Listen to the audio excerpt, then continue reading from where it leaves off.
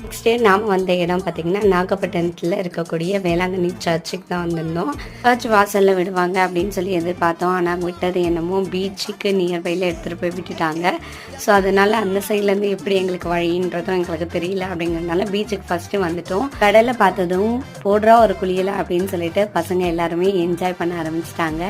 இங்கே வந்து பார்த்ததுமே எனக்கு ரொம்பவே ஆச்சரியமாக போச்சு. ஏன்னா நம்ம ஊர் மெரினா பீச்லலாம் வந்து பார்த்திங்கன்னா கொஞ்சம் தூரம் போகணும் அப்படின்னாலே ஆழமாக இருக்கும், ஐயோ அப்படின்ற மாதிரி இருக்கும். ஆனால் இங்கே வந்து பார்த்திங்கன்னா ரொம்ப தூரம் கடலில் இறங்கி கொஞ்சம் தூரம் அப்படியே போக போக பார்த்திங்கன்னா ஃப்ளாட்டாகவே இருந்துச்சு ஒரே சைஸில். அது மட்டும் இல்லாமல் அலையும் ரொம்ப குட்டி குட்டியாக தான் வந்துச்சு. அது மட்டும் இல்லாமல் தண்ணியும் ஓவராக கலங்கலாக இல்லாமல் நம்ம குளிச்சுட்டு வந்ததுக்கப்புறம் பார்த்திங்கன்னா அந்த உப்பு வந்து கொஞ்சம் பிசு பிசுன்னு இருக்க மாதிரி இருக்கும்.